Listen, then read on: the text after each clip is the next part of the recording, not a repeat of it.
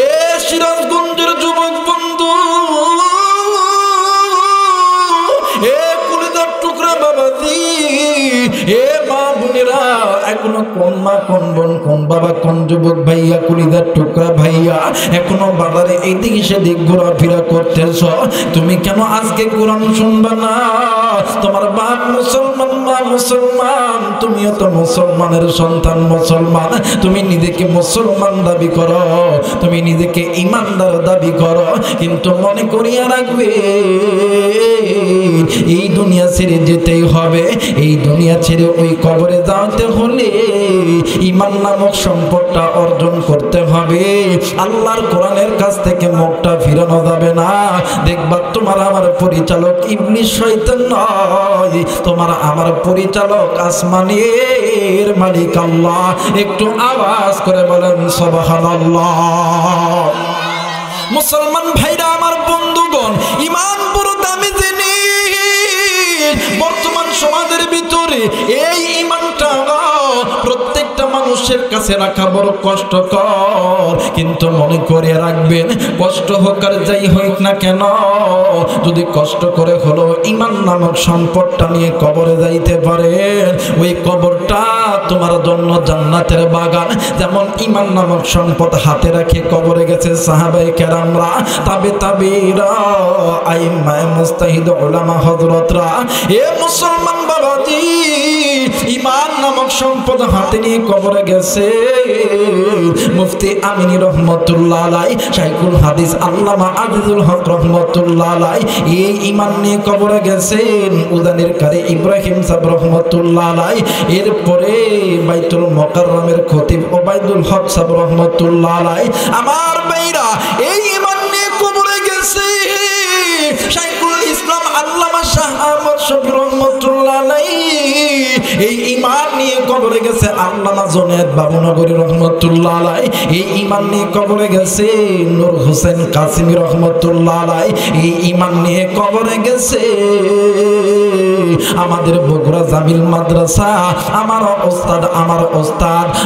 ওস্তাদ ইউসুফ নিজামী রহমাতুল্লাহ আলাইহি। এই জন্য তারা দুনিয়াতে যতদিন ছিল তাদের মাকাম ছিল উচ্চ মাকাম, কবরে যাওয়ার পরে আল্লাহ তাআলা তাদের মাকাম বানাইছে উচ্চ মাকাম।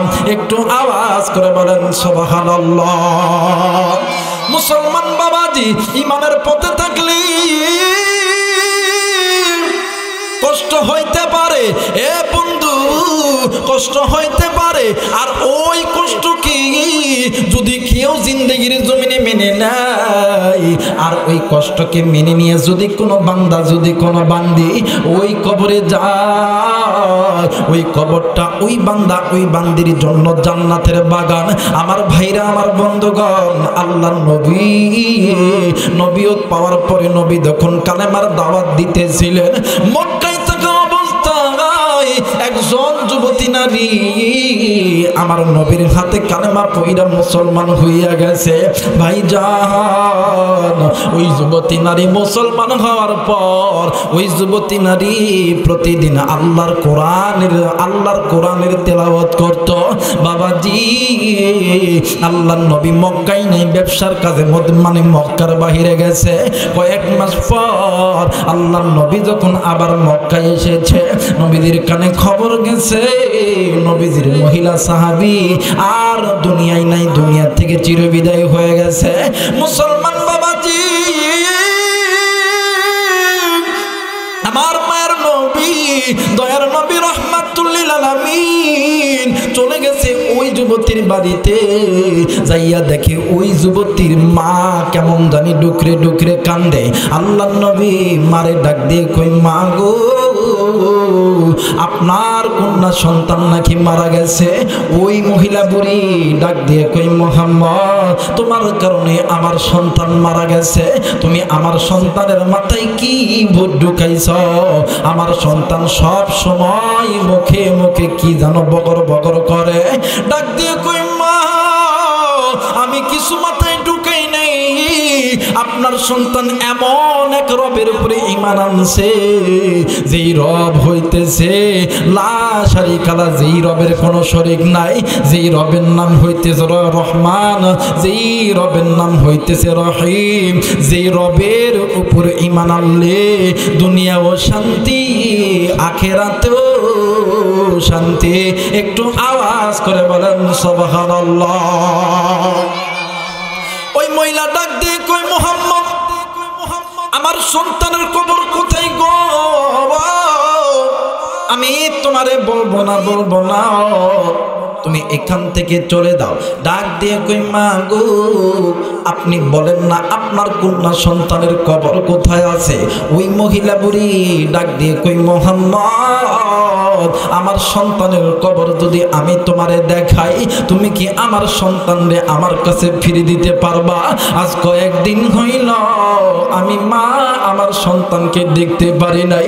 আল্লাহর নবী ডাক দিয়ে কই, মা গো আগে আপনি বলেন না কবরটা কোথায়, আমার আগে কবরের কাছে নিয়ে যাবেন। ওই মহিলা বুড়ি এক পা দুই পা করে সামনের দিকে যখন গেছে, যাইয়া দেখে একটা খেজুর গাছ দেখা যায়। আল্লাহর নবীর ডাক দিয়ে কই, আব্দুল্লাহর বেটা মুহাম্মদ এই যে খেজুর গাছ দেখা যায়, এই খেজুর গাছের নিচে আমার মাইয়াকে দাফন করা হয়েছে। আল্লাহর নবী কবরের পাশে যাইয়া কবরের সালাম যখন দিয়ে দিছে, কিতাবের লেখক লিখি নবীর সালাম দেওয়ার সঙ্গে সঙ্গে কবরটি দুই ভাগ হয়ে গেছে। আর ওই কবরের ভিতর থেকে ওই যুবতী আল্লাহর নবীর সালামের জবাব দিতেছে। একটু আওয়াজ করে বলেন সুবহানাল্লাহ। এ মুসলমান ভাইরা আমার, কোন দিকে কোনো নজর নাই, দিল নরম করে দিবি আমার ভাইরারি, আমার বন্ধুগণ। ওই যুবতী মহিলা নবীকে দেখে মুস্কি মুস্কি হাসে, নবীও হাসতেছে। এক পর্যায়ে ডাক দিয়ে কই, বোন গো আচ্ছা বলো তো দেখি তোমার সঙ্গে কবরের ভিতরে কেমন আচরণ করা হয়েছে? ওই যুবতী ডাক দিয়ে কই, নবী ইয়া রাসূলুল্লাহ ইয়া হাবিবাল্লাহ, আমার গোত্রের মানুষ যখন আমারে এই জায়গায় দাফন করছে, ওগো নবীজি ইয়া রাসূলুল্লাহ ইয়া হাবিবাল্লাহ, আমার কাছে দুইজন ফেরেশতা এসেছিল। আমাকে দুইজন ফেরেশতা এসে তিনটা প্রশ্ন করছে। এক নাম্বার প্রশ্ন হইল, মান রব্বুকা, তোমার রবকে?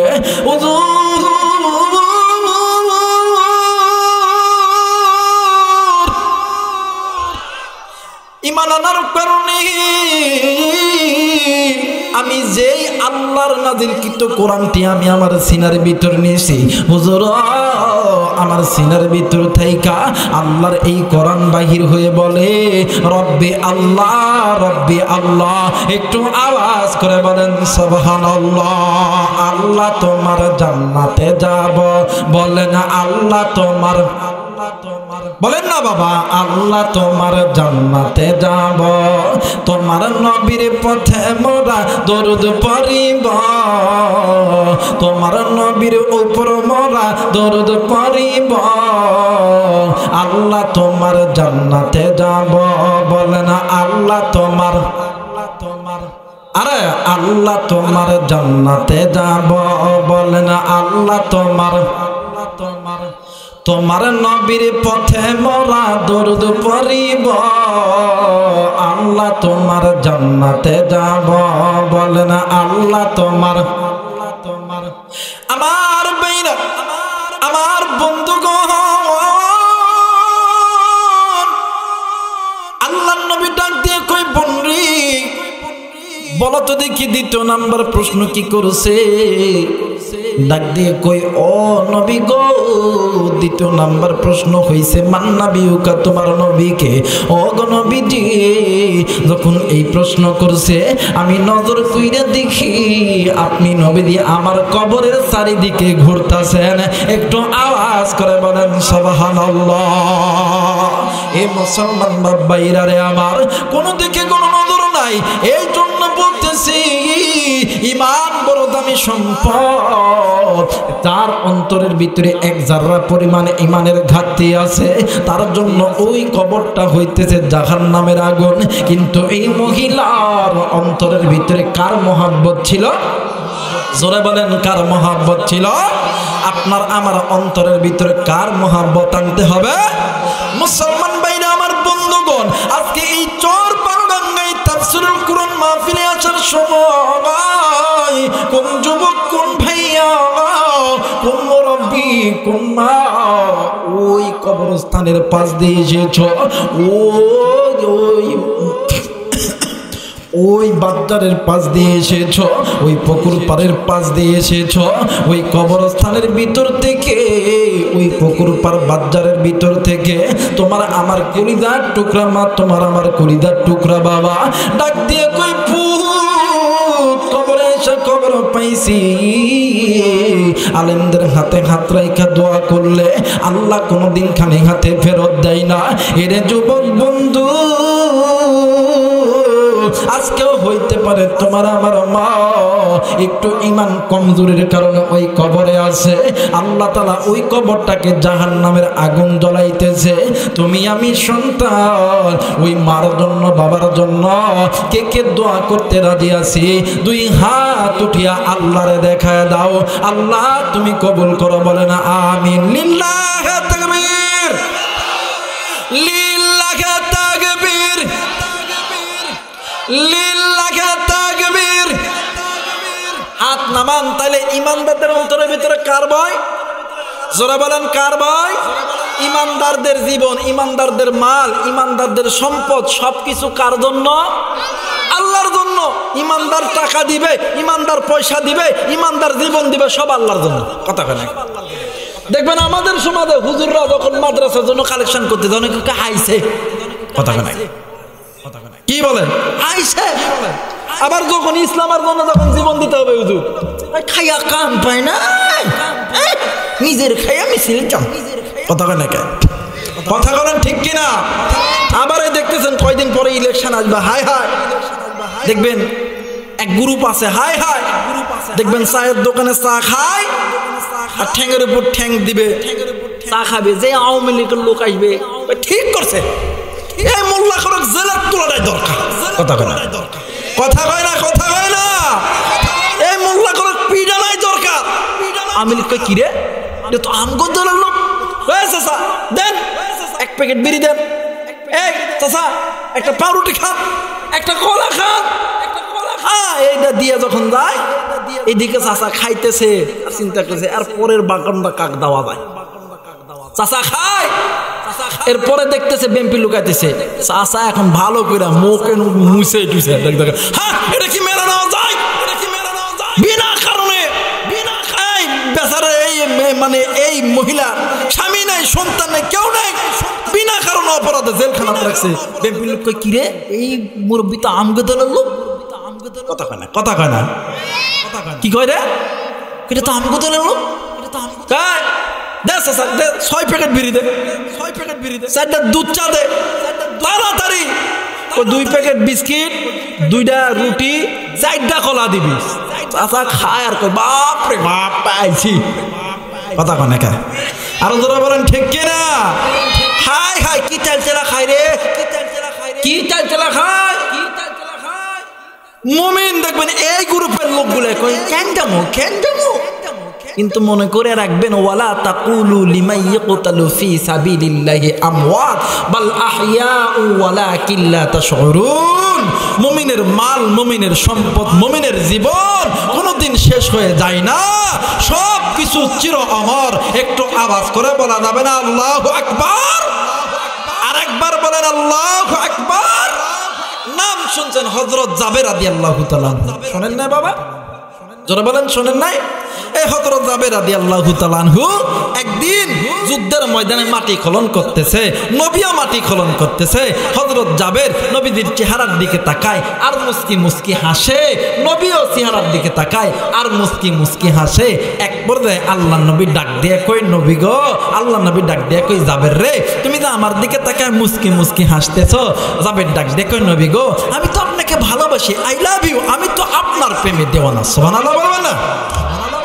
আজকে মুসলমানের সন্তান হইয়া আজ আলেমদের পক্ষে থাকি না, আজ মসজিদের পক্ষে থাকি না, আজ মুসলমানের সন্তান হইয়া নবীর সুন্নাতটাকে আঁকড়ায় ধরতে পারি না, নিজের স্ত্রী সন্তানদেরকে বেপরদায় রাখি, এটা কোনোদিন প্রকৃত মুসলমানদের আকীদা হইতে পারে না। কথা বলেন ঠিক কিনা?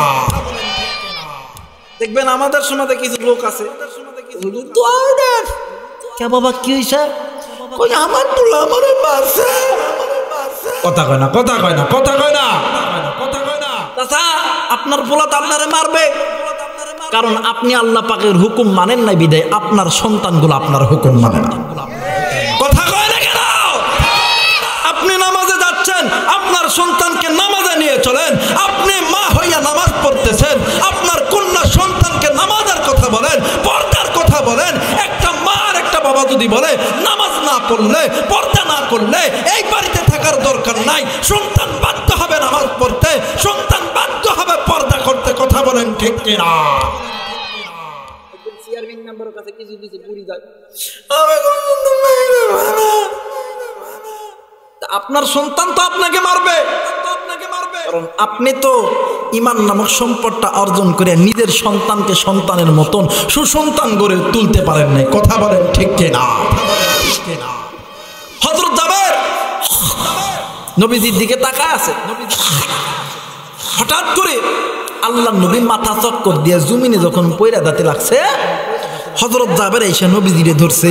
ধরার পরে হযরত জাবের কান্দে আর ডাক দিয়ে কই, নবী গো, আপনি একটু ওঠেন না, আপনি একটু ওঠেন না, একটু ওঠেন না। এক পর্যায়ে হযরত জাবের নবীজির বুকে হাত দেয়, নবীজির পেটে হাত দিয়ে দেখে, আহা, যেই নবীর জন্য আল্লাহ আসমান বানাইছে, জমিন বানাইছে, যেই নবীর জন্য আল্লাহ তরুলতা, গাছপালা, সৃষ্টির সমস্ত মাখলুকের রুজির ব্যবস্থা করে দিছে, ওই নবীর পেটে পাথর বান্দা হযরত জাবের এই পাথর দেখে ডুকরে ডুকরে কান্দে। আহা, হযরত জাবেরের চোখের পানি দিয়ে যখন নবীদের চেহারায় পড়ছে, আল্লাহ নবীর জ্ঞান ফিরে আইছে। আল্লাহ নবী জাবেরের চেহারার দিকে তাকায় ডাক দিয়ে কই, জাবের, তুমি কেন কাঁদতেছো? জাবের ডাক দিয়ে কই, নবী গো, যেই সমস্ত সৃষ্টির মাখলুকের রিজিকের ব্যবস্থা আল্লাহ করে দিছে, কিন্তু যাদের জন্য আল্লাহ তাআলা আপনাকে তৈরি করছে, আপনার পেটে পাথর বান্দা আমি জাবের কেমনে কইরা সহ্য করি, আমি জাবের কেমনে করে সহ্য করব, কেমনে করে সহ্য করব? আল্লাহ নবী ডাক দিয়ে কই, জাবের, তোমার কাছে দুই হাত জোর করে যাবে, তুমি এই কথা কাউরে বলিও না। জাবের ডাক দিয়ে কই, নবী গো, আপনি যদি অনুমতি দেন আমি বাড়িতে যাবো, একটু আপনার জন্য খানা আনবো। আল্লাহ নবী ডাক দিয়ে কই, জাবের, যাও, তুমি বাড়িতে যাও, খানা আনবা, কিন্তু আমি নবীর পেটে পাথর বান্দা এইটা তুমি কাউরে বলবা না। একটু আওয়াজ করে বলা যাবে না সুবহানাল্লাহ? আর একবার বলা যাবে না সুবহানাল্লাহ? আমার ভাইরা, আমার বন্ধুগণ, হযরত জাবের রাদিয়াল্লাহু তাআলা বাড়িতে গেছে, বাড়িতে যাইয়া বিবিরে ডাক দিয়ে কই, বিবিরে, কই রে বিবি, জলদি করে আমারে একটু খানা দে। জাবেরের বিবি ডাক দিয়ে কই, স্বামী গো, আমাদের ঘরেতে কিচ্ছু নাই গো স্বামী। ও স্বামী গো, আমাদের ঘরের ভিতরে ভারী কোনো খাবার নাই, শুকনা খাবার ছাড়া। স্বামী গো, এই এতটুকু খাবার আছে, খাবার যদি আমি আপনারে দিয়ে দেই, তাহলে আমার কলিজার টুকরা দুইটা সন্তান কি খাবে গো স্বামী গো? স্বামী গো, না না না না গো স্বামী, আমি এই খাবার আপনাকে দিব না। জাবের ডাক দিয়ে কই, বিবি রে, সন্তান মারা গেলে সন্তান পাওয়া যাবে, কিন্তু নবী মারা গেলে নবী পাওয়া যাবে না। একটু আওয়াজ করে বলা যাবে কি সুবহানাল্লাহ? আমার ভাইরা, আমার বন্ধুগণ, হযরত জাবের রাদিয়াল্লাহু তাআলা আনহু খাবার নিয়ে নবীদের কাছে আইছে। এই সিরাজগঞ্জের ভাইরা, এই কালীপুরের বাবারা, চরবালুডাঙ্গাতে আগত আমার বাপ ভাইরা, বিভিন্ন গ্রাম বিভিন্ন এলাকা থেকে আগত আমার মুরব্বীরা, হযরত জাবের রাদিয়াল্লাহু তাআলা নবীদের সামনে আইসা দাঁড়াইছে, ডাক দিয়ে কই নবী গো, আমি জাবেরের ঘরেতে কোনো খানা নাই, ওগো নবীজি আমি জাবেরের ঘরে এতটুকু খাবার আছে, আপনি একটু খানা।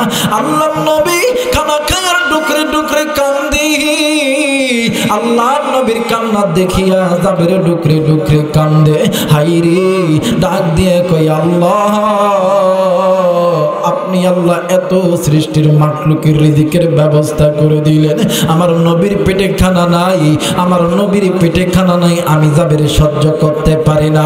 আমার ভাইরা, আমার বন্ধুগণ, ঈমান বড় দামি জিনিস। আবার বলতেছি রে মুসলমান, আপনি যতই বড় 5 ওয়াক্ত নামাজি হন না কেন, আমি আলেম আর একজন আলেম, মুফতি মুহাদ্দিস, আপনি শিক্ষক, ডাক্তার, ইঞ্জিনিয়ার, মাস্টার, এমপি, মন্ত্রী, আওয়ামী লীগ, বিএনপি, জামাতে ইসলাম, জাতীয় পার্টি, যত গোত্রের মানুষ আছে, যত দলের মানুষ আছে, আপনার ইবাদত ওই সময় আল্লাহর দরবারে কবুল হবে যে সময় আপনার ঈমানটা মজবুত হয়ে যাবে।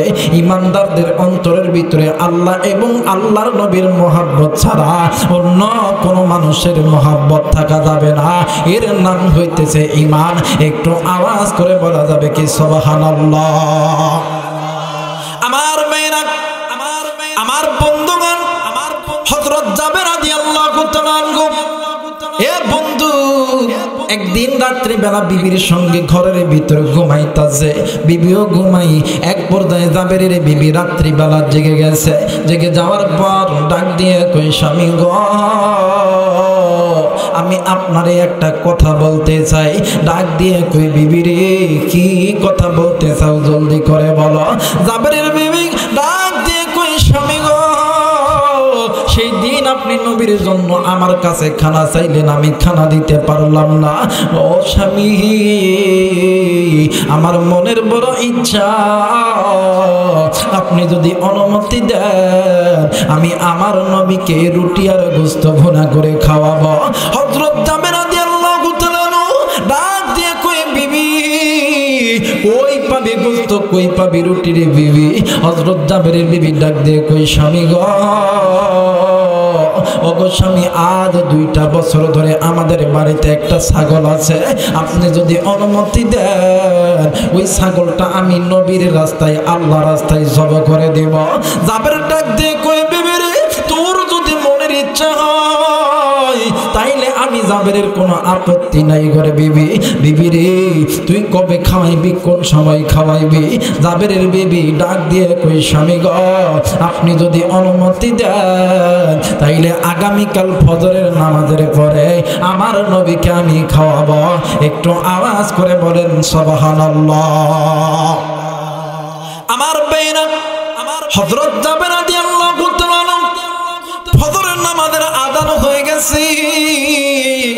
ফজরের নামাজে যাওয়ার আগে হযরত জাবের রাদিয়াল্লাহু তাআলা বকরি জবাই করিয়া গোশতটি পিস পিস করে টুকরো টুকরো করিয়া বিবিরে দিয়েছে। আর বিবিরে ডাক দিয়ে কই বিবি রে, নবীর কাছে দাওয়াত দিলে নবী কিন্তু একা আসবে না, নবীদের সঙ্গে আরো সাহাবীরা আমার বাড়িতে আসবে। এ বিবি, এতটুকু গোশত দিয়া কেমন করে খাওয়াইবি বিবি রে? এ বিবি, তুমি যখন এই গোশতটা রান্না যখন কমপ্লিট হয়ে যাবে, তুমি কিন্তু ওই পাত্রের ঢাকনা তুমি খুলবা না বিবি রে। ওই পাত্রের ঢাকনা অল্প একটু খুলবা, খোলার পরে আল্লাহর নবীর উপর দরুদ পড়বা, আর ওই খানাগুলো প্রত্যেকের প্লেটে প্লেটে দিবা। আল্লাহর নবীর উপরে দরুদের ওসিলায় আল্লাহ তাআলা খানার ভিতরে বরকত দিয়ে দিবে। একটু আওয়াজ করে বলেন সুবহানাল্লাহ। আমার ভাইরা, আমার বন্ধুগণ, হযরত জাবের রাদিয়াল্লাহু তাআলা ওই বকরি জবাই করে বাবাজি, হযরত জাবের রাদিয়াল্লাহু তাআলা মসজিদের দিকে চলে গেছে। নামাজ পড়ে নবীদেরকে দাওয়াত দিয়ে নবীদের বাড়িতে আনবে। কিন্তু ভাই গো, জাবের জাবেরের দুইটা সন্তান, একটার নাম হইতেছে মাসুম বিল্লাহ আর একটার নাম হইতেছে মারুফ বিল্লাহ। ছোট সন্তান প্রতিদিনের ন্যায় ওই ছাগলের জন্য পাতা ঘাস নিয়ে এসে ছাগলকে খাওয়ায়, কিন্তু ওই দিন জাবেরের ছোট্ট সন্তান ঘাস খাবার নিয়ে এসে দেখে ছাগল নাই। ডাক দিয়ে কই মা গো, ছাগল কোথায় গেছে? ছাগল দেখি পাইতেছি না। জাবেরের বড় সন্তান ডাক দিয়ে কই ভাই রে, এই ছাগল আর এই দুনিয়ার জমিনে নাই। আমার মা এবং আমার বাবা আল্লাহ এবং নবী রাস্তায় ছাগলটি জবাই করছে। ছোট ভাই কান্দে। এক পর্যায়ে জাবেরের ছোট্ট সন্তান ডাক দিয়ে কই ভাই রে, ও ভাইয়া বলো তো দেখি বাবা এই ছাগল কেমনে করে আল্লাহ রাস্তায় দিছে? ভাই গো আপনি একটু আমারে দেখা দেন। ডাক দিয়ে কই ওই দিয়ে একটা বিশাল বড় একটা ছুরি দেখা যায়, ওই ছুরি দিয়া ওই ছাগলের গলার উপর চালাইছে। ওই ভাইজান কেমন করে চালাইছে আমি সব, তুমি আমার গলার ভিতরে ছুরি চালায়া দেখবা। বড় ভাই ডাক দিয়ে কই ভাই রে, গলার ভিতরে যদি ছুরি চালায়া দিই তাইলে তো তুই মারা যাবি ভাই গো। ডাক দিয়ে কই না না না, তুমি শুধুমাত্র আমারে দেখায় দিবা। এ বাজার এইবারে বড় ভাই ছোট্ট ভাই বকরি জবাই করার অভিনয় করতেছে। এক পর্যায়ে ছোট ভাই ওই চাকুটা লইয়া ডাক দিয়ে কই বড় ভাই আমার মা আর বাবার যে মানে বলিও, আমার মা আর বাবা জান্নে করিয়া আল্লাহ এবং নবীর প্রেমে বকরিটা জবাই করে দিয়েছে। আমি তো ওই মা ওই বাবার সন্তান, আমিও আমার জীবন আল্লাহর নবী আল্লাহর জন্য দান করে দিলাম। একটু আওয়াজ করে বলেন সুবহানাল্লাহ।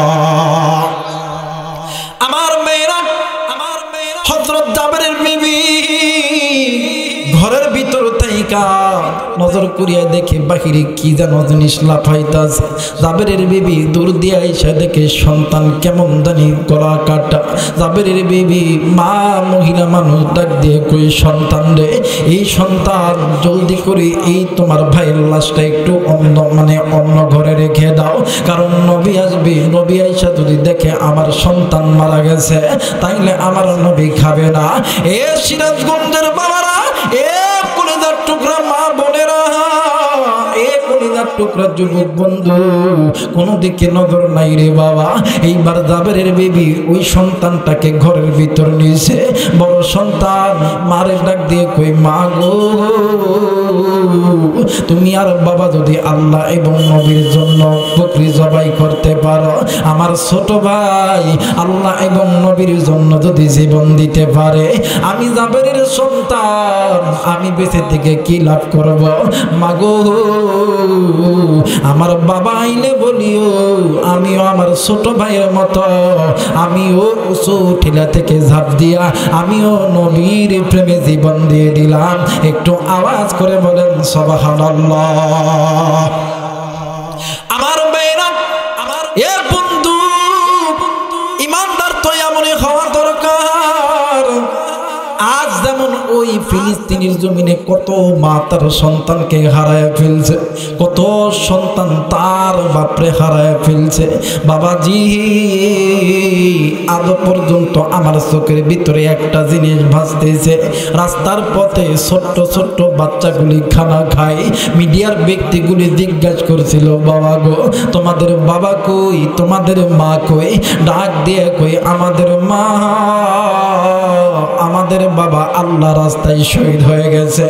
এ বন্ধু সন্তানগুলো কান্দে, ডাক দিয়ে কই ভাই গো আমাদের বাবা আমাদের মা আল আকসার মহব্বতে আল্লাহর মহব্বতে আমাদের মা আমাদের বাবা শহীদ হয়ে গেছে। আমিও যদি পারতাম, আল্লাহ আমার কেন বাঁচাইলো, আমিও আল্লাহর জন্য আমিও আমার নিজের জীবন দিতে প্রস্তুত আছি। তাও মুসলমানদের প্রথম কিবলা বাইতুল আকসা ইহুদিদের হাতে দিতে রাজি নয়। একটু আওয়াজ করে বলেন সুবহানাল্লাহ। এ বন্ধু আল্লাহর কি কারিশমা রে ভাই, এ বন্ধু এই তো কয়েকদিন আগে, আজ থেকে 1 সপ্তাহ আগের ঘটনা। ইসরাইল যখন ওই ফিলিস্তিনের উপরে যখন হামলা করবে, আল্লাহ তাআলা দেখেন মুসলিম জাতিদেরকে কেমন করে বাঁচায়, ইমানদারদেরকে আল্লাহ তাআলা কোনদিন আল্লাহ তাআলা ইমানদারকে দূরে ঠেলে দেয় না। আল্লাহ বলেন ওয়ালা তাহিনু ওয়ালা তাহজানু ওয়া আনতুমুল আ'লাউনা ইন কুনতুম মুমিনিন। যদি মুমিন ভয় নাই, চিন্তা নাই, বীজের মালা আমার আল্লাহ গলায় পরায় দিবে। একটু আওয়াজ করে বলেন সুবহানাল্লাহ। এ বন্ধুরে, কোন দিকে নজর নাই আমার ভাইরা, আমার বাবাদিরা রে। এই ইসরায়েলি সৈন্যরা যখন বর্বরতা চালানোর জন্য স্থল অভিযান করবে, আমার আল্লাহ তাআলার একটা কারিশমা, ওই গাদাসহ আশেপাশের এলাকার ভিতরে এক খণ্ড মেঘমালাকে জড়ো করে দিল। ইসরায়েলি কমান্ডার গুলি ডাক দিয়ে কই, না না, এই মেঘলা আকাশের ভিতরে আমরা হেলিকপ্টার চালাইতে পারবো না, আমরা ড্রোন চালাইতে পারবো না, আমরা রকেট মারতে পারবো না। কারণ হইল একটাই, কারণ মেঘলা আকাশের ভিতরে আমরা কোনো কিছু দেখতে পারবো না। কয়েকদিন যখন অতীত হয়ে গেল, তারা ওই মেঘলা আকাশের মধ্যেই তারা ওই জায়গায় সৈন্য পাঠাইতে শুরু করেছে। কিন্তু ভাই গো,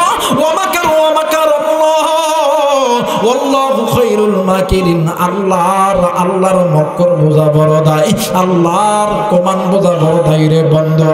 আমার আল্লাহ ওই মেঘমালা থেকে ওই মরুর বুকে এত পানি দিছে, ইসরায়েলি সৈন্যরা ভয়ে আর অভিযান করতে চায় না। একটু আওয়াজ করে বলেন সুবহানাল্লাহ। হযরত জাবের রাদিয়াল্লাহু তাআলা, জাবেরের বিবি দুইটা সন্তানকে লইয়া খেজুর পাতার চাটনি দিয়া পাশের ঘরেতে রাখছে। জাবেরের বিবি রান্না করে আর ডুকরে ডুকরে কান্দে আর ডাক দিয়ে কই, আল্লাহ, কেউ জানে না কিন্তু তুমি জানো, আমি জাবেরের স্ত্রীর অন্তরের ভিতরে সন্তানের মহাব্বতের চাইতে আপনি নবী এবং আপনার আল্লাহর মহাব্বত বেশি। ও মাবুদ, ও মেরে মৌলা, সন্তান হারাইলে সন্তান পাবো, কিন্তু নবী না খেয়ে গেলে নবী পাবো না। এই কথা বলে জাবেরের বিবি ঘন্টা বড় করে দিয়ে ডুকরে ডুকরে কান্দে। হঠাৎ করে জাবের রাদিয়াল্লাহু তাআলা ডাক দিয়ে কই, বিবি রে, তোর কপাল লাগছে রে বিবি, আমার নবী তোর দাওয়াত গ্রহণ করছে। আরে বিবি, জলদি করে বর্তন দে, প্লেট গুলো দে। এইবারে আল্লাহর নবী সহ সাহাবায়ে কেরামদেরকে বসতে দিয়েছে। ভাই গো, কেউ কোনো দিকে নজর নাই, বাদান হাকিকত একটা ফোঁটা চোখের পানি দেখেন পরেন কিনারে বন্ধ। হযরত জাবের ঘরের ভিতর থেকে প্লেট আনার পরে সাহাবায়ে কেরাম সহ নবীদের সামনে যখন দিছে, রুটি যখন দিছে, গোস্ত যখন সমস্ত প্লেটে প্লেটে দিছে, বাবাজি ইতিমধ্যে জিবরাইল আমিন হাজির হইয়া ডাক দিয়ে কই, নবী গো, আপনি এই মুহূর্তে খানা খাবেন না। আল্লাহর নবী ডাক দিয়ে কই, জিবরাইল, কেন আমি খানা খাবো না? জিবরাইল আমিন ডাক দিয়ে কই, নবী গো, আমার আল্লাহ জাবেরের পুরো পরিবারকে সালাম জানাইছে। একটু আওয়াজ করে বলেন সুবহানাল্লাহ। আমার মায়েরা, আল্লাহর নবী ডাক দিয়ে কই, জাবের রে, তোর কপাল লাগছে রে জাবের, আমার আল্লাহ তোর পুরো পরিবারকে সালাম জানাইছে। জিবরাইল আমিন ডাক দিয়ে কই, নবী গো, ইয়া রাসূলুল্লাহ, ইয়া হাবিবাল্লাহ, ওগো নবীজি, আপনি খানা খাবেন, কিন্তু জাবেরের সন্তানকে বাদে আপনি খানা খাইতে পারবেন না। বাবাজি, আল্লাহর নবী ডাক দিয়ে কই, জাবের রে, কই রে, কই তোর দুইটা সন্তান কই? আল্লাহ তোর দুইটা সন্তানকে নিয়ে খাইতে বলছে। জাবের রাদিয়াল্লাহু তাআলা বিবির কাছে দাইয়া হাসি মুখে ডাক দিয়ে কই, বিবি রে, আমার আল্লাহ আমার পুরোবারকে সালাম, পুরো পরিবারকে সালাম জানাইছে। বিবি রে, এ বিবি জলদি করে বল আমার দুইটা সন্তান কই? বিবি রে, আল্লাহ বলছে আমার দুইটা সন্তানকে নিয়ে খাইতে হবে। জাবেরের বিবি ঘন্টার ভিতরে ডুকরে ডুকরে কান্দি আর ডাক দিয়ে কই আল্লাহ আমি কতবার বলবো আমার অন্তরের ভিতরে সন্তানের মহব্বতের চাইতে আপনি আল্লাহ এবং আপনার নবীর মহব্বত বেশি। আল্লাহ আমি যদি বলি আমার সন্তানগুলো নাই, আমার নবী যদি না খেয়ে দেয় আমি নবী কই পাবো? না গো আল্লাহ না, এই কথা আমি বলতে পারবো না। এ মুসলমান বাবাজি, এই সিরাজগঞ্জের ভাইরা, কাদিপুরের বাবারা, এইবারে জাবেরের বিবি ডাক দিয়ে কই স্বামী গো আমার নবীকে দিয়ে বলেন না আমার দুইটা সন্তান খানা খাওয়ার পরে অনেক দূর খেলতে গেছে। আল্লাহর নবীর কাছে জাবের দাইয়া ডাক দিয়ে কই নবী গো আমার স্ত্রী বলতেছে আমার দুইটা সন্তান খানা খাইয়া কোথায় জানো চলে গেছে, বহুদূর খেলতে গেছে। আল্লাহর নবী আবার যখন খানা যখন মুখে দিবে জিবরাইল আমিন ছট কইরা আল্লাহর নবীর হাতটা ধরছে। আল্লাহর নবীর হাত যখন ধরছে আমার ভাইরা রে, জিবরাইল আমিন ডাক দিয়ে কই নবী গো আমার আল্লাহ পাকের একদম কড়া নির্দেশ, জাবেরের দুইটা সন্তানকে বাদে খানা খাওয়া যাবে না। একটু আওয়াজ করে বলেন সুবহানাল্লাহ। আল্লাহর নবীর সাহাবী জাবের রাদিয়াল্লাহু তাআলা বিবির কাছে যায় ডাক দিয়ে কই বিবি রে জলদি কইরা বল রে বিবি আমার সন্তানগুলো কই গেছে। এই কথা তখন বলছে জাবেরের বিবি ডুকরে ডুকরে কান্দে। জাবের ডাক দিয়ে কই বিবি রে কেন তুই কান্দস রে বিবি? ডাক দিয়ে কই স্বামী গো আমি আল্লাহর জন্য আপনি যে বকরুটা জবাই করছেন গো স্বামী গো আমি আর আপনি যে বকরিটা আল্লাহ রাস্তায় জবু করছি স্বামী গো আমার দুইটা সন্তান ওই রকম ভাবে আল্লাহ রাস্তায় জীবন দিয়েছে স্বামী গো তোমার হাতে ধরে গো স্বামী তোমার পায়ে পড়ি আমার সন্তান যে নাই এই কথা বলবেন না। এ বন্ধুরে জাবের রাদিয়াল্লাহু তাআলা আনহু সন্তানের মৃত্যুর কথা শুনিয়া ডুকরি ডুকরি কান্দে। নবীদের সামনে আইসা হযরত জাবের দাঁড়াইছে। হযরত জাবের কোনো কথা বলতে পারতেছে না। হযরত জাবের রাদিয়াল্লাহু তাআলা আনহুর চোখ দিয়ে পানি পড়ে লাল দাড়িখানা ভিজে যাইতেছে। আল্লাহর নবী ডাক দিয়ে কই জাবের রে তুমি কেন কান্দো? তোমার দুইটা সন্তান কই? হযরত জাবের ডাক দিয়ে কই নবী গো আমার দুইটা সন্তান অনেক দূর বহুদূর খেলতে গেছে। আল্লাহর নবী ডাক দিয়ে কই জাবের সন্তান খেলতে গেছে রে এরপরে তুমি কেন কান্দো? আল্লাহর নবীর সাহাবী জাবের রাদিয়াল্লাহু তাআলা ডাক দিয়ে কই নবী গো আমার সন্তান এত দূর বহু দূর খেলতে গেছে। ওগো নবীজি আমার সন্তান জীবনে কোনো দিন আর আমাদের কাছে ফিরে আসবে না। আল্লাহর নবী খানা তুই লাভ দিয়ে দাঁড়াইছে। বন্ধু আল্লাহর নবী ডাক দিয়ে কই যাবি তুই এইটা কি শুনাইলি রে জাবের?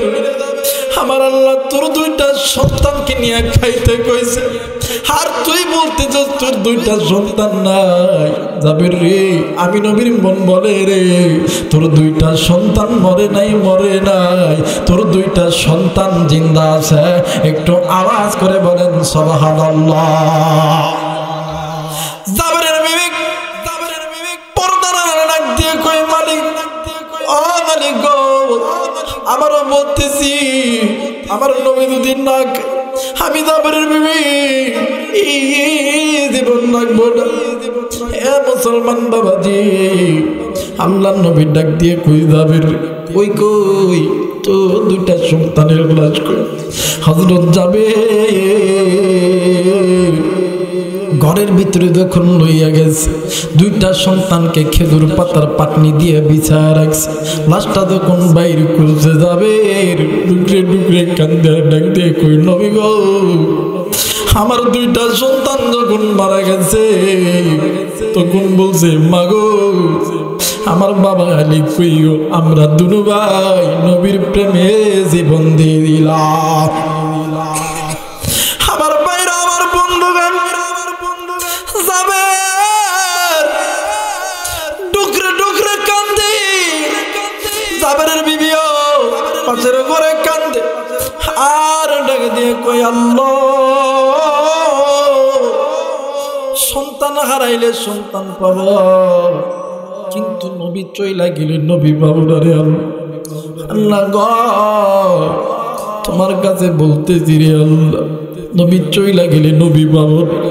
আর নবী যদি না খাইয়া যায়, আমি জাবেরের বিবি, আমি আমার নিজের জীবনটাও রাখবো না।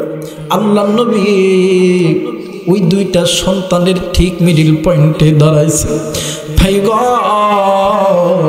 মিডিল পয়েন্টে দাঁড়াইয়া আল্লাহ নবী শাহাদাত আঙ্গুল উঁচু করছে, ডাক দিয়ে কয়ে, উঠ, আল্লাহু আকবার, ডাক দিয়ে কয়ে,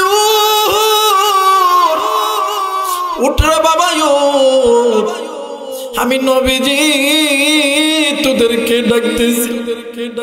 হ্যাঁ বন্ধু, কিতাবের লেখক লিখি, আল্লাহ নবী শাহাদাত আঙ্গুল উঁচু কইরা ডাক দিতে দেরি হইছে। হযরত জাবেরের দুইটা সন্তান লাব্বাইক ইয়া রাসূলুল্লাহ বলে দাঁড়াইতে দেরি হয় না। আল্লাহু আকবার, আল্লাহু আকবার। আমার মায়েরা, ওয়ালা তাকুলু লিমান ইয়াকতালু ফি সাবিলিল্লাহি আমওয়াত বাল আহইয়াউ ওয়ালাকিন লা তাশউরুন। আল্লাহর পক্ষে, নবীর পক্ষে যারা জীবন দেয়, এরা মরে না, মরে না, এরা হইতেছে চির।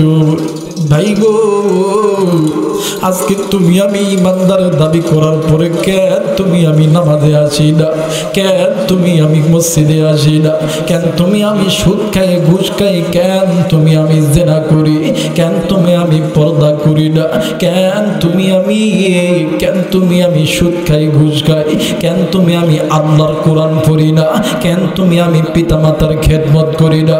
এরে কাদিপুরের যুবক বন্ধু, আজকে তুই ইমানদার হইয়া আজকে তুই কোন কোরআনের মাহফিলে আসলি না, আজকে তুই কোন মায়ের জন্য দোয়া করলি না। আরে যুবক বন্ধু, হেদায়েতের মালিক কোনো বক্তা নয়, হেদায়েতের মালিক কোনো পীর বুজুর্গ নয়। ইন্নাকা লা তাহদি মান আহবাবতা ওয়ালাকিন্নাল্লাহা ইয়াহদি মান ইয়াশা। হেদায়েতের মালিককে জোরে বলেন, হেদায়েতের মালিক। বাবাজি, আজকে কে গো বন্ধু আল্লাহর কোরআন শুনতে আসলে না? আজকে কার জানি পরিচালক আল্লাহ হলো না, কার জানি পরিচালক ইবলিস শয়তান। আজকে কোন যুবক ভাইয়া আজকে তুমি মার জন্য, বাবার জন্য দোয়া করতে পারলা না? আজকে কোন মা, কোন বাপ আজকে তুমি সন্তানের জন্য দোয়া করতে পারলা না? কে গো বন্ধু কোরআনের কাছ থেকে মুখটা ফিরে আনিলা? ভাই গো, আজকে এই এলাকার ভিতরে, এলাকার মাটির ভিতরে কার জানি কলিজার টুকরা মানা, কার জানি বাবা নাই, কার জানি কলিজার টুকরা ছেলে সন্তান, কন্যা সন্তান নাই, কার জানি আদরের স্ত্রী নেই, কার জানি আদরের স্বামী নাই। আজকে তুই ওই মৃত ব্যক্তিদের জন্য কেন তুই দোয়া করলি না? ভাই রে, যারা নিজেকে ইমানদার হিসাবে দাবি করে, এরা রূহের মাগফিরাতের জন্য এরা কোনোদিন পিছপা হয় না। কারণ ইমানদারদের অন্তরের ভিতরে একমাত্র আল্লাহ এবং নবীর মহব্বত আছে। কথা বলেন ঠিক না? মুসলমান ভাইরা, আমার বন্ধুগণ, যারা ইমানের দাবিতে সত্যবাদী, যাদের অন্তরের ভিতরে ভিতরে ঈমান আছে বাবাজি, এরা আল্লাহর হুকুম মানার জন্য নবীর সুন্নাত মানবে, আল্লাহর হুকুম মানবে, এরা মসজিদে যাবে, এরা হজ করবে, যাকাত দিবে, এরা নামাজ আদায় করবে, এরা পিতামাতার খেদমত করবে, এরা পর্দা করবে, এরা কোরআন পড়বে। ও বন্ধু, আর যাদের অন্তরের ভিতরে ঈমান নাই, যারা ঈমানের দাবিতে বেঈমান হয়ে গেছে, এদের অন্তরের ভিতরে নবীর সুন্নাত নাই, আল্লাহর ইবাদত নাই, এরা নামাজে আসবে না, এরা কোনোদিন যাকাত দিবে না, হজ করবে না, এরা কোনোদিন আল্লাহর কোরআন পড়বে না, এরা কোনোদিন পর্দা করবে না, এরা কোনোদিন পিতামাতার খেদমত করবে না। এরা যুবক বন্ধু,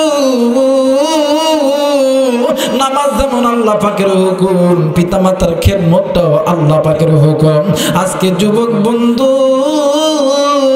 আজকে কোন যুবক ভাইয়া তুমি মার জন্য দোয়া না করিয়া চলিয়া গেলা, তুমি বাবার জন্য দোয়া না করিয়া চলিয়া গেলা, কিন্তু যুবক ভাই রে, আল্লাহর হুকুম নামাজ যেমন ফরজ, পিতামাতার খেদমত করাটাও ফরজ। যুবক রে, আজকে তুই কোন মাইরে ভুলিয়া চলিয়া গেলি? শুনলে তোর মতন পাগল ছিল আমার নবী, আমার নবীও কিন্তু মায়ের পাগল ছিল রে যুবক। এরা যুবক বন্ধু, আজকে তুই মারে গালি দিস, আজকে তুই মারে বুড়ি বুড়িয়া গালি দিস। আমার নবীর কিন্তু মা ছিল, আমার নবীরও কিন্তু বাবা ছিল। বন্ধু, আমার মায়ের নবী, দয়ার নবী একদিন সাহাবায়ে কেরামদের সঙ্গে মজমার ভিতরে বসে আছে। আল্লাহর নবী নজর কইরা দেখে নবীজির দুধ মা হালিমাতুস সাদিয়া কেমন জানি আসতেছে। আল্লাহর নবী মাথার পাকড়িখানা খুলিয়া আল্লাহর নবী পায়ের নিচে বিছায়া দিয়েছে, আল্লাহর নবী পায়ের নিচে বিছায়া দিয়েছে। দুধমাতু হালিমাতু সাদিয়া যখন আসতেছে, হযরত আবু বকর ডাক দিয়ে কই, মা গো, আপনার যদি ইচ্ছা হয় আপনি আমার শরীরের উপরে পা দিয়ে চলে যান, আপনি এই পাগড়ির উপরে আপনি পা দিবেন না। এ বন্ধুরে, হালিমাতু সাদিয়া কিছুই শুনলেন না। আবার যখন সামনের দিকে যাচ্ছে, হঠাৎ করে ওমর রাদিয়াল্লাহু তাআলা তরবারি নিয়ে হাজির হয়েছে। ডাক দিয়ে কই, মা গো, এই নান তরবারি, আপনি যদি ইচ্ছা হয় আমি ওমরের কল্লাগুলো কাটায় দেন। কল্লা দিতে রাজি গো মা, কিন্তু এই নবীর পাগড়ির উপর পা ফেলাইয়া দিতে রাজি নয়। একটু আওয়াজ করে বলেন সুবহানাল্লাহ। নবীদের দুম্মা হালিমা পাগড়ির কাছে যাইয়া, পাগড়ি যখন তুলল বাবাজি,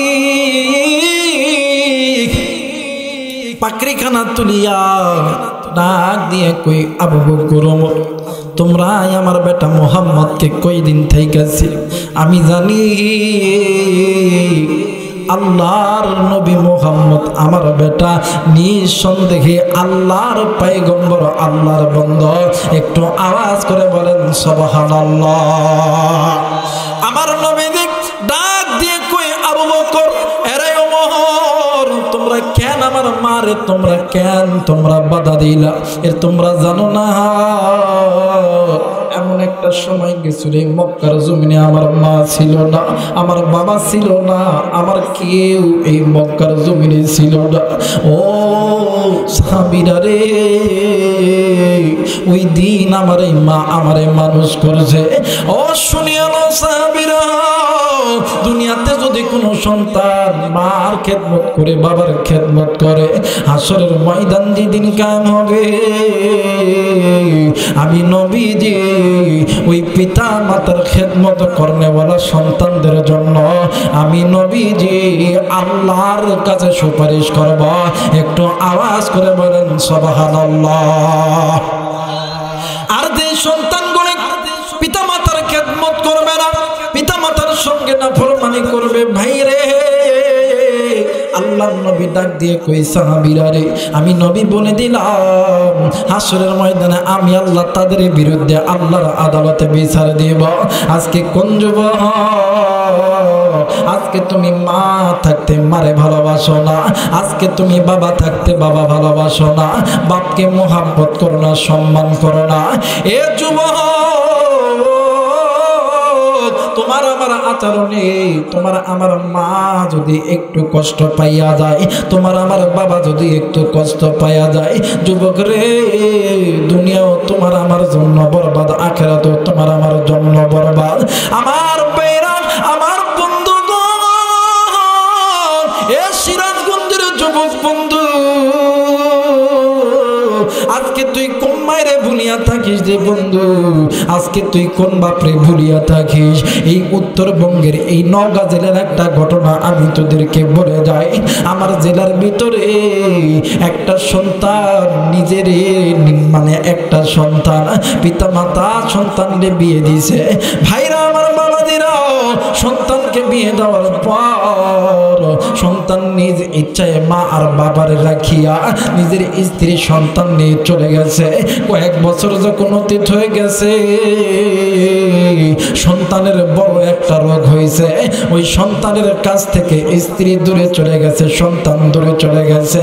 মা বাবার কাছে খবর আইছে, মার বাবা সন্তানকে ওই জায়গায় থেকে উঠাইয়া হসপিটালে ভর্তি করছে। ভাই গো, মার বাবা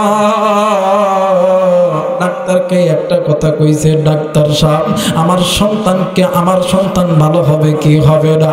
ডাক দিয়ে কই ভালো হবে, এত টাকা লাগবে। মা জননী দুই চোখের পানি ছেড়ে দিয়া স্বামীর বুকের ভিতরে ডাক দিয়ে কই, স্বামী গো, এই দুনিয়াতে সন্তান ছাড়া আমার কিচ্ছু নাই। ওগো প্রাণের স্বামী, অনেক দিন পর আমি আমার সন্তানকে আমার কাছে পাইছি। স্বামী গো, আমার সন্তান যদি মারা যায় আমি মা বাঁচব না। ও বন্ধু, ওই বাবার মা নিজের থাকার চিন্তা করে নাই, নিজের ভিটা বাড়ি গরু ছাগল সব কিছু বিক্রি করে দিয়া টাকা লইয়া ডাক্তারের কাছে দিয়া ডাক দিয়া কই, ডাক্তার, এই যে টাকা নেন, আমি টাকা দিয়েছি, আমার বাড়ি বিক্রয় করছি, বাড়ি আবার তৈরি করব, কিন্তু সন্তান হারাইলে সন্তান পাবো না। এ কাদিপুরের ভাইরা, এ কলিজার টুকরা বন্ধু, এই তো বাদান, এই এলাকার অনেক সন্তানগুলি বগুড়া শহরে থাকে, সিরাজগঞ্জ শহরে থাকে, ঢাকা শহরে বিভিন্ন কলেজ ইউনিভার্সিটিতে লেখাপড়া করে। ভাই গো, তুমি যখন বাড়ি থেকে যখন বাইরে হয়ে যাও, শহরে যখন লেখাপড়ার উদ্দেশ্যে যাও, বাবা তোমারে আমারে 10,000 টাকা, 20,000 টাকা, 5,000 টাকা দেয় ভাই গো, কিন্তু এরপরেও মা, ওই পরে মা ডাক দিয়ে কই, বাবা তুই একটু আমার সঙ্গে দেখা করিয়া যাস। মার সঙ্গে যখন দেখা করে দেখবেন শাড়ির আঁচলের মধ্যে থাইকা, এরপরে বালিশের কভারের ভিতরে থাইকা টাকা বাহির করিয়া ডাক দিয়ে কই, বাবা গো, তোর বাবা যেই টাকা দিছে, ওই টাকা দিয়া তোর হয়তো বা পরীক্ষার ফি, তোর প্রাইভেটের বেতন, কলেজের টাকা হইতে পারে, তোর রিক্সা ভাড়া হইতে পারে, কিন্তু বাবা গো, এই তো আমার কাছে কিছু টাকা আছে বাবা। ও বাবা গো, এই টাকা তুই হাতে নেই, এই টাকা দিয়ে তুই একটু দুধ কলা খাবি, তুই একটু ভালো মন্দ খাবি রে বাবা। ভাই রে, তুই জানোস নি ওই মা তো রোজগার করতে পারে না, ওই মা কোথার থেকে টাকা পাই তুই আমি জানি না। ওই মা জননী, ওই মা জননী বাবার কাছ থেকে শাড়ি কেনার জন্য টাকা নাই, চিরা শাড়ি কেনার জন্য, ভালো শাড়ি কেনার জন্য টাকা নাই, ওই টাকাটা সুন্দর করিয়া বালিশের কভারের ভিতরে ঢুকিয়ে দেয়। মা চিরা শাড়ি পরে সন্তানের পেটের ক্ষুধা নিবারণ করার জন্য, মা কোনোদিন ভালো শাড়ি পরে না। এরা বন্ধু, মা বাবা যখন টাকা দেয়, ওই টাকাটা লইয়া সুন্দর করিয়া রাখিয়া দেয়, মাথায় শ্যাম্পু দেয় না, তেল দেয় না। আবার এমনও মা আছে সন্তানের জন্য হাঁস পালে, মুরগি পালে, গরু পালে, ছাগল পালে। এমনও মা আছে সন্তানের জন্য মানুষের বাড়িতে কাজ করি। আবার কোন বাবা আছে সন্তানকে মানুষ করতে লাইগা সুদ খায় ঘুষ খায়, সুদ খায় ঘুষ খায়, মানুষের বাড়িতে বাড়িতে কাজ করে, মানুষের বাড়িতে বাড়িতে কামলা দেয়? আর যুবক বন্ধু, আজকে তুই ওই মায়েরে ভুলিয়া গেলি, আজকে তুই ওই মায়েরে ভুলিয়া তুই কেমনে বাড়িতে গেলি? শোন শোন শোন, এইবারে ডাক্তার টাকা লইয়া ওই যুবক সন্তানরে ভালো করছে, সন্তান ভালো হইয়া চোখটা খুলিয়া দেখে রে তার প্রাণের স্ত্রী তার সাথে নাই, সন্তান নাই, বুড়া মা আর বাবা চোখের সামনে দাঁড়ায় আছে। সন্তান মাকে দেখিয়া ডুকরি ডুকরি কান্দে, মাও কান্দে, বাবাও কান্দে রে বন্ধু। এক পর্যায়ে ওই সন্তানের কানের ভিতরে ডাক্তার বলছে, বাবা গো, তোর মা তোরে এত ভালোবাসে, তোর মা তোরে, বাবা তোরে এত ভালোবাসে, তোরে এই রোগ থেকে মুক্তি করার জন্য তোর মা আর তোর বাবা, তোর মা আর তোর বাবা নিজেই যে ঘরের ভিতরে ঘুমাইতো ওই ঘর পর্যন্ত বিক্রি করিয়া দিছে। তাও তুরে, তাও তুরে, তাও তুরে মৃত্যুর দিকে ঠেলা দেয় না। আর তুই কোন মায়ের চাইকা, তুই কোন মায়ের তুই আর তুই অপরের বাড়িতে ছিলি। আজ থেকে তোবা করে যুবক, জীবনে কোনদিন আর মারে কষ্ট দিবি না। আজ থেকে তোবা কর, জীবনে কোনদিন বাপরে কষ্ট দিবি না। তুই নিজেকে ইমানদার দাবি করিস, এরপরও কেন তুই পর্দা করিস না? এর যুবতী বোন, এ কলিজার টুকরা যুবক, এ মুরব্বী বাবা, নিজেকে ইমানদার বলিয়া দাবি করেন, কেন আপনি মসজিদে যান না? কেন আপনি নবীর সুন্নাত মানেন না? এর দ্বারা বোঝা যায় আপনার আমার ইমানের ভিতরে ঘাটতি আছে। কিন্তু মনে করে আর রাখবেন, ইমান যদি ঘাটতি লইয়া কবরে যাও, ওই কবর তোমার আমার জন্য জাহান্নামের আগুন হয়ে যাইবে। রে বন্ধু, কবরের আযাবের খবর কারো কাছে নাই।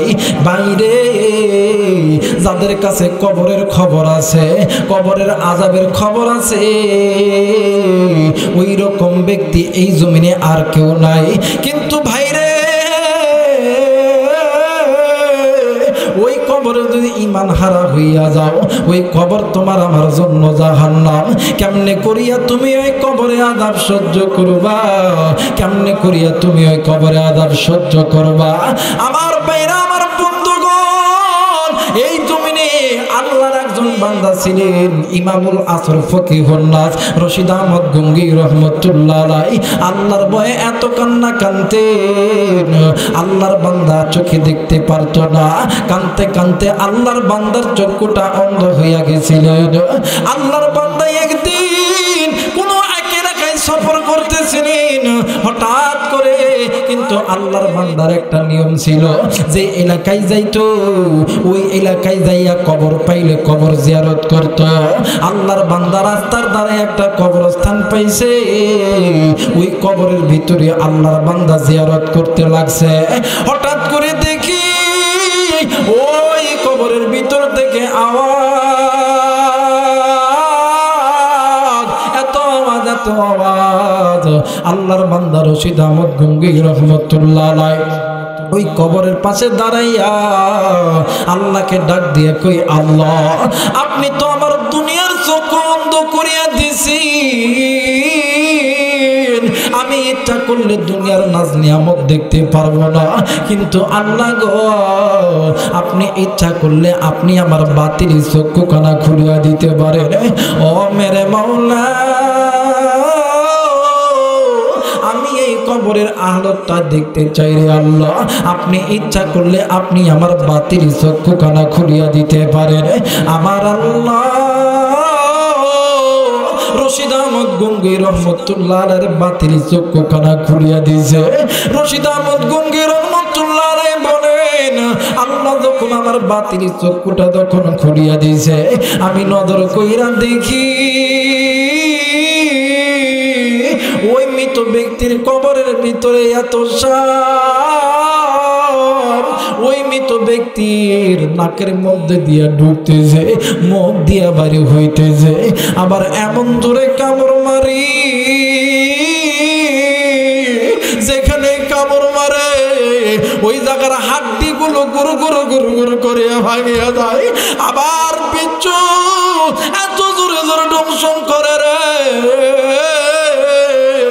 ওই বিচ্ছুর বিচের যন্ত্রণায় ওই কবরের ভিতরে মানুষগুলি চিৎকার করে আবার এত জোরে কবরের মাটি চাপ দিতেছে মানুষগুলি চিৎকার করে রে কিন্তু কেউ নাই আজকে সিরাজগঞ্জের বাবারা যুবক ভাইরা মুরব্বী বাবারা আজকে তুমি আমার যদি ঈমান হারা হইয়া ওই কবরে যাই ওই কবরে ওই সাপ বিচ্ছুর আযাব সহ্য করতে পারবো না ওই কবরের আগুন সহ্য করতে পারবো না দুনিয়াতে তুমি আমি